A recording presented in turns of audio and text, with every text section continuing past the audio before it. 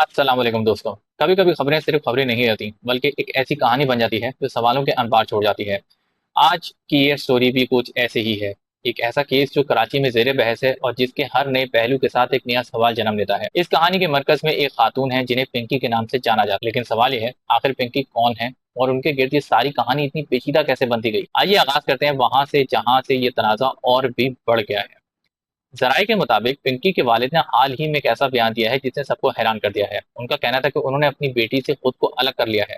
وجہ ان کے مطابق پنکی مسلسل ان کی نافرمانی کرتی رہی، غیر ذمہ دارانہ رویہ اختیار کیا اور خاندانی احترام کو نظر انداز کیا، یہاں تک کہ وہ تقریباً 5 سال سے گھر سے غائب رہیں.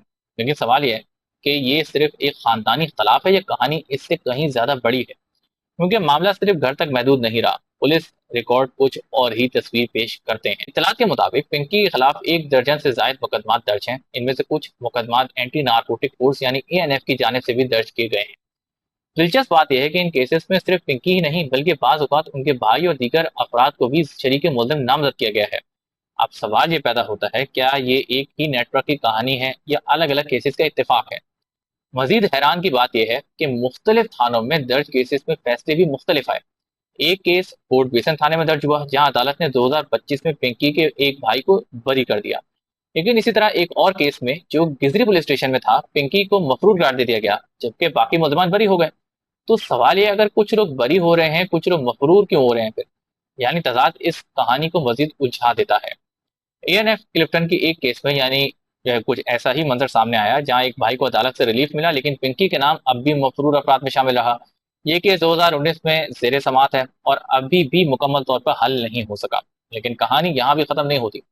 سب سے سنسنی خیز پہلو اس وقت قتل کیس میں FIR میں ایک نامزد شخص کو لاش کا ذکر کیا گیا ہے اور وہ جو کہ بغدادی کے علاقے میں اسکول کے قریب فٹ پاتھ سے ملی. اس کیس کو مزید پراسرار بنانے والی بات یہ ہے کہ مقتول کے پاس سے ملنے والی ایک پیکٹ پر یہ الفاظ درج تھے کوئن میڈم پنکی ڈان.